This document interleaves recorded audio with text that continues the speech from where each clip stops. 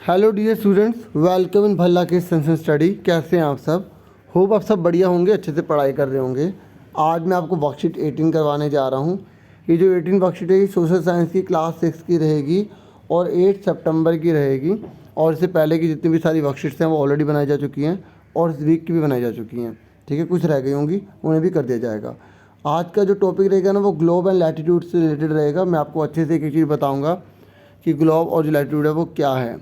ठीक है, देखिए आगे क्या कह रहा है यहाँ पर कह रहा है इन द प्रीवियस वर्कशीट, कि आपने जो पुरानी वर्कशीट करी थी, यू हैव रीड दैट, आपने पढ़ा था our planet earth is not a sphere. पढ़ा था ना, हमने पढ़ा था पुरानी वर्कशीट में कि जो हमारी जो धरती होती है वो पूरी तरह से गोल नहीं होती है, ऊपर से और नीचे से क्या होती है, फ्लैटेंड होती है, चपटी होती है ना। पढ़ा था ना हमने। और हमने क्या पढ़ा था कि जैसे पृथ्वी है तो यहाँ से क्या होता है, बल्क होती है। क्या होती है? बल्क, मतलब उभरी हुई होती है, बाहर की तरफ निकली होती है। पिचकी हुई तो नहीं होती ना हमारी पृथ्वी, बल्क होती है। क्या होती है? बल्क होती है मिडल में से। अब आगे देखो, आज हमें क्या करना है। ये कह रहा है कि can you imagine how it looks, की जो धरती है वो कैसी दिखती होगी। अब इमेजिन कर सकते हो? तो जो लोग हैं उन्होंने क्या करा है, जिन्होंने जो एक्सपर्ट्स थे उन्होंने पृथ्वी जैसा एक जो है ऐसा डिज़ाइन तैयार कर दिया। ठीक है, जैसे आप देख रहे हो ना मॉडल, तो इस मॉडल को ही ग्लोब कहा जाता है। ठीक है, तो ग्लोब क्या, अगर आपसे पूछे ना ग्लोब क्या, तो आप बोलो globe is a true model miniature form of the अर्थ। इतना आपको ग्लोब के बारे में याद रखना है कि ग्लोब जो है ना वो पृथ्वी का एक रूप है। ठीक है, ताकि हम पृथ्वी को समझ सके, इसलिए ग्लोब को डेवलप किया गया है।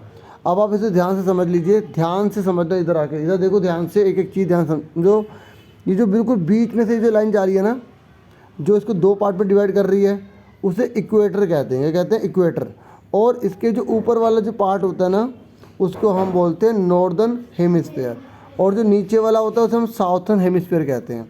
और ये आप देख रहे हैं, ये जो आपको दिखाई दे रहा है यहाँ पे कील नेल दिखाई दे रहा है नीचे तक, जिसने इसको सपोर्ट दे रखा है, तो ये जो बिल्कुल सेंटर का जो हिस्सा होता है इसे नॉर्थ पोल कहते हैं, और नीचे वाले को साउथ पोल कहते हैं। देखो, ये साउथर्न है तो साउथ पोल हो गया, नॉर्थर्न है तो क्या हो गया, नॉर्थ पोल हो गया। लेकिन एक्चुअल में अर्थ में जो असली जो धरती है ना, उसमें कील नहीं होते हैं। समझ में आ गई? तो यही चीज़ जो है ना यहाँ पर मेंशन की गई है। तो अगर आपसे पूछ लें कि कितने पोल्स हैं, तो आप बता दोगे ना, दो, एक नॉर्थ और दूसरा साउथ, बता दोगे ना। तो एक बार मैं पढ़ देता हूँ फिर भी क्या लिखा है। यू विल नोटिस दैट, आप नोटिस करेंगे that our needle is fixed, एक जो नीडल मतलब ये जो सुई है इसको फिक्स किया गया है। ठीक है, थ्रू द ग्लोब, ग्लोब में फिक्स किया गया, आप देख सकते हैं। इन अ टिल्टेड मैनर, मतलब थोड़ा सा इसको तिरछा करके दिखाया गया। आप सोच रहे होंगे कि ये बिल्कुल गोल, ये जो ऊपर से नीचे को नहीं दिखाया गया, थोड़ा टेढ़ा करके क्यों दिखाया गया, ताकि आपको अच्छे से एक्सप्लेन किया जा सके। और इसी तरीके का डिज़ाइन बनाया जाता है, which is called its axis, और ये इसके एक्सिस कहलाते हैं। क्या कहलाते हैं? इसके एक्सिस कहलाते हैं। ठीक है, ये क्या है, इसके एक्सिस हैं। आगे देखिए, 2 points on globe through which the needle passes are 2 pole. देखो ये जो नीडल है ना, ये पास हो रही है 2 पॉइंट्स, एक ऊपर एक नीचे। ठीक है, हो रही है ना, तो यही एक नॉर्थ पोल कहलाता है और नीचे वाला साउथ पोल कहलाता है। ये कह रहे थे रियल अर्थ में जो असली जो धरती होती है ना, उसमें नीडल नहीं होती, सुई ये नहीं होती। मैंने अभी आपको समझा दिया था।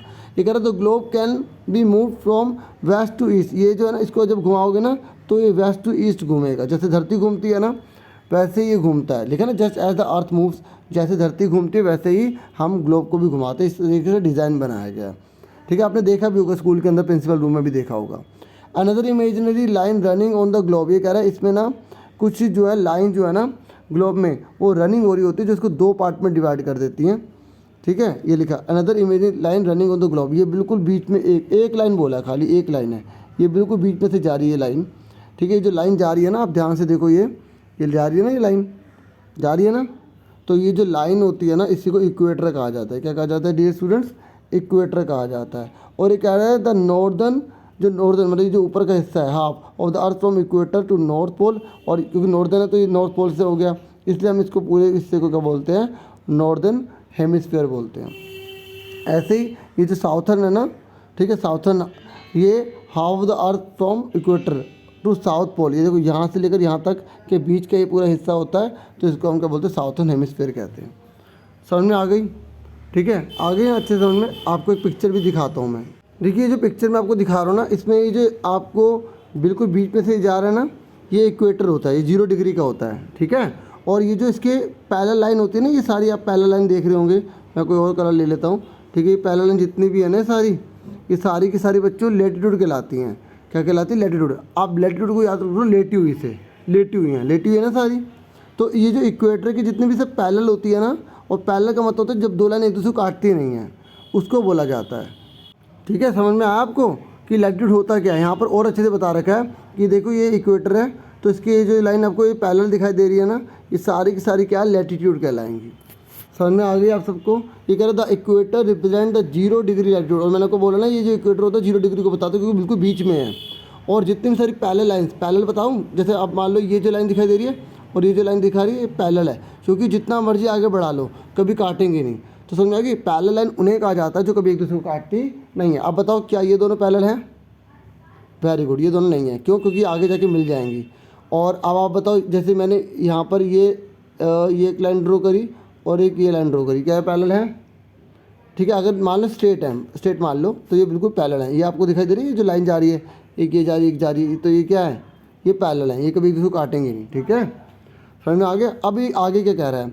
ये कह रहा है since the angular distance from the equator is equator to other of the pole is 90 degree. ये कह रहा है कि इसकी जो डिस्टेंस है टोटल 90 डिग्री होता है। अब देखो किस तरीके से डिग्री बढ़ता जा रहा है, 20, 40, 60, 80, इस तरीके से लास्ट में 90 हो जाएगा। ठीक है, और ऐसे 90 नीचे होगा, ऊपर भी और नीचे भी। ठीक है, समझ में आ गया? ये कह दे रहा था 90 इक्विडिस्टेंट पैरेलल सर्कल, और ऐसे ही 90 डिग्री है ना, तो 90 जो है यहाँ पर जो है वो कितने होंगे? सर्कल्स होंगे। ऐसे नीचे भी 90 होंगे। तो इस तरीके से टोटल कितनी आ गई लाइन? 180 आ गई। कितनी आ गई? 180 आ गई। और कह रहा है each parallel circle has 1 degree distance, और जितनी भी एक एक लाइन है ना ये सब, क्योंकि टोटल ऊपर कितनी है? 90 है, और नीचे कितनी है? 90 है। तो ये जो टोटल जो है ना 180 लाइन, तो इसमें एक एक डिग्री का डिफरेंट होता है। कितने का होता है? एक एक डिग्री का डिफरेंस होता है। ये कह रहा है all parallels north of the equator are called north latitude. ठीक है, and similarly all parallels south of the equator are called south latitude. वही बोल रहा है कि जो इक्वेटर, जो पैरेलल लाइंस, ठीक है, इक्वेटर के जैसे नॉर्थ में पड़ती हैं, ऊपर की ओर पड़ती हैं, उन्हें नॉर्थ लैटिट्यूड बोलेंगे, और जो नीचे पड़ते हैं उन्हें साउथ लैटिट्यूड कहेंगे। अच्छा, कई बच्चे ने ये भी सुना होगा कि 181 भी लिखा होता है, लेकिन आप 180 ही लिखना। ठीक है, जो लाइन्स होती हैं। अब आपको देखो ये क्वेश्चन है, मैं आपको प्रिंटेड फॉर्म में आंसर दिखाता हूँ। बहुत ही ईजी है, अगर आपने वर्कशीट समझ ली तो आप इजीली कर लोगे। ठीक है, अब फटाफट आंसर देखो आप। देखिए पहला क्वेश्चन पूछा गया व्हाट इज़ ग्लोब। ग्लोब क्या है? तो आप बोलोगे globe is a true model. ये पैसेज में से किया गया है। ठीक है, जो ग्लोब एक ट्रू मॉडल है ऑफ द अर्थ, मतलब अर्थ कैसी दिखती है उसको दिखाने के लिए जो चीज़ बनाई जाती है ना, उसे ग्लोब कहते हैं। तो मिनिएचर फॉर्म है। क्या है ये? मिनिएचर मतलब छोटा रूप है। क्या है? छोटा रूप। आप इसे ब्रैकेट में लिखेंगे और बिल्कुल ऐसे लिखेंगे। ठीक है, अच्छे से लर्न भी करते रहना। अब इक्वेटर क्या है? मैंने अभी आपको बताया ना, इक्वेटर वो इमेजिनरी लाइन होती है जो पूरे ग्लोब को 2 इक्वल पार्ट में डिवाइड कर देती है। तो मैंने इसके बारे में 2 बातें लिखी हैं, आप केवल इतना भी लिख सकते हैं। ठीक है, इक्वेटर यहाँ ई कैपिटल में लिख लेना। ठीक है, क्योंकि प्रिंटेड करते हुए ना कई बार कुछ चीज़ें छूट जाती हैं, तो ठीक है प्लीज़ कोऑपरेट करना इसमें। ठीक है, तो equator is an imaginary line. Equator जो है वो इमेजिनरी लाइन होती है रनिंग ऑन द ग्लोब, जो ग्लोब में, ठीक है, ऐसे दौड़ रही हैं और डिवाइड करती है उसको 2 इक्वल पार्ट्स में। बताया था ना मैंने, 2 इक्वल पार्ट में डिवाइड करती है। अभी मैंने आपको पिक्चर भी दिखाई थी। ठीक है, दिखाई था ना बच्चों पिक्चर, अभी दिखाता हूँ। आप देखिए, ये देखो, ये इक्वेटर है ना 2 पार्ट में इक्वल डिवाइड कर रहा है ना, तो ये बता रहा था मैं। ठीक है, और आपको 3 क्वेश्चन कॉपी करने हैं। अगर आप ऊपर का कुछ नोट करना चाहे तो कुछ कर सकते हैं, लेकिन ये अच्छे से करना। और अगर आपको इतना लिखना बहुत है, मैंने और भी लिखा है कि इसको हम कैसे बोल सकते हैं। ये हाफ वे होता है, मतलब 2 भागों के बराबर में होता है, जो नॉर्थ पोल और साउथ पोल को 0 डिग्री पर, ठीक है, लैटिट्यूड पर डिवाइड कर देता है। मतलब उसको 2 पार्ट, एक ऊपर का हिस्सा और नीचे के हिस्से को जो लाइन डिवाइड कर रही है वो क्या है? इक्वेटर है। क्या है? इक्वेटर। तो आप ये भी लिख सकते हैं, फिर ये मत लिखना। ठीक है, आप ये भी लिख सकते हैं। अगर आप दोनों लिखना चाहें तो आप दोनों भी लिख सकते हैं। अब आज का लास्ट क्वेश्चन है 3rd। ये पूछा गया था कितने लैटिट्यूड हैं ग्लोब में, तो हम 180 लिखेंगे। ठीक है, और आप कहीं देख भी सकते हैं 181, लेकिन आप 180 ही लिखना। ठीक है, और अगर आपको फिर थोड़ा वो है कॉन्फिडेंस नहीं है तो आप एक बार अपने SST के टीचर से कंफर्म कर लेना। ठीक है, तो आपसे फिर मिलेंगे एक नेक्स्ट वीडियो में, और चैनल को सब्सक्राइब करना बिल्कुल मत भूलिएगा, लाइक करना बिल्कुल मत भूलिएगा। आपसे फिर मिलेंगे एक नेक्स्ट वीडियो में, और अपना ऐसे सपोर्ट बनाए रखना। थैंक यू डियर स्टूडेंट्स, आपका बहुत बहुत शुक्रिया वीडियो देखते हैं। आपसे फिर मिलेंगे नेक्स्ट वीडियो में। Take care yourself dear students.